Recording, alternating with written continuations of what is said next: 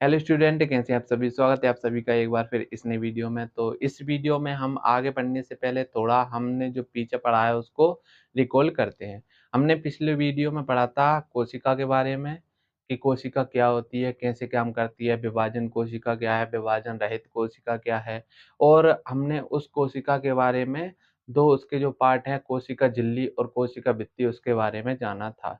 और इस वीडियो में हम आज उससे आगे चल रहे हैं और उसका जो अगला पार्ट है वो हम इस वीडियो में देखने वाले हैं। ठीक है, देखो उसका जो अगला पार्ट है वो है माइटोकॉन्ड्रिया। ठीक है, माइटोकॉन्ड्रिया, इसको जो हिंदी में क्या बोलते हैं, सूत्र कणिका। ठीक है, देखो जो माइटोकॉन्ड्रिया होता है, हमने माना है कि कोशिका अभी ऐसी है। ठीक है, जो कोशिका है वो अभी हमने इस प्रकार की मानी है। हम उसका जो डायग्राम है वो भी बनाएंगे। ठीक है, कोशिका का डायग्राम बनाएंगे। देखो कोशिका के अंदर बहुत से उसके अंग होते हैं, जैसे माइटोकॉन्ड्रिया, सेंट्रोसोम, उनके बारे में अब हमने पढ़ना स्टार्ट कर दिया। अभी तक हमने क्या पढ़ा था? अभी तक हमने पढ़ा था कि कोशिका के जो बाहर के पार्ट है, ये इस झिल्ली के बारे में पढ़ा था। कोशिका झिल्ली और जो पेड़ पौधों में होती है कोशिका भित्ति, उसके बारे में पढ़ा था। अब हम उसके अंदर चलें तो सबसे पहले, जब हम इसके अंदर चले तो सबसे पहले हमें दिखाई दिया माइटोकॉन्ड्रिया, जिसे इस चित्र के अंदर हमने इसे एम से रिप्रेजेंट किया है। ठीक है, देखो माइटोकॉन्ड्रिया क्या होता है, आपने सुना भी होगा कि माइटोकॉन्ड्रिया को हमारे शरीर का ऊर्जा गृह कहा जाता है, पावर हाउस। ठीक है, कहते हैं। अब वो कैसे काम करता है, देखो जब हम सांस लेते हैं तो जो हमारा खून होता है उसमें क्या होता है, हीमोग्लोबिन। जब हम सांस लेते हैं तो जो हीमोग्लोबिन होता है वो ऑक्सीजन को अपने साथ लेकर आता है, आप सब जानते हो। ऑक्सीजन को जब साथ लेकर आता है, फिर इसके बाद क्या करता है, इसके बाद उस ऑक्सीजन को हीमोग्लोबिन जो है वो कोशिका में भेज देता है, चल हट।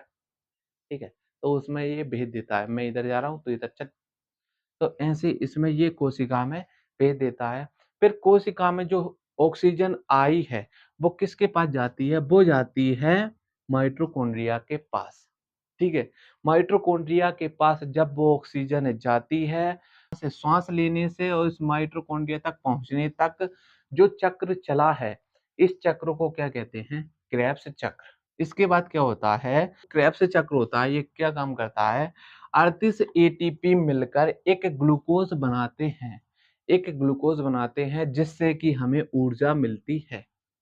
ठीक है, जिससे हमें ऊर्जा मिलती है। मतलब कि हम ये कह सकते हैं कि कोशिका के अंदर जो एक अंग है माइटोकॉन्ड्रिया, वो ऊर्जा बनाने का काम करता है, इसलिए हम उसे क्या कहते हैं, पावर हाउस कहते हैं। ठीक है, अब इसको आपको ये ध्यान रखना होगा कि जो माइटोकॉन्ड्रिया है उसकी जो खोज करी थी वो किसने करी थी, ऑल्टमैन ने। ठीक है, माइटोकॉन्ड्रिया की आंतरिक दीवारों को क्रिस्टी कहा जाता है। क्या कहा जाता है, क्रिस्टी। मतलब कि ये जो माइटोकॉन्ड्रिया है ना, इसके जो अंदर की ये दीवार हैं, इन्हें क्रिस्टी कहा जाता है।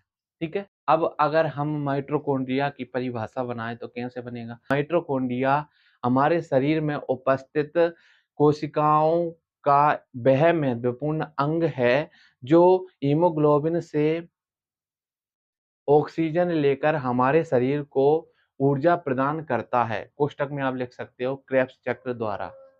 ठीक है, ये माइटोकॉन्ड्रिया की परिभाषा हुई। कितना सिंपल है, वो क्या काम करता है आपको ये याद रखना है बस।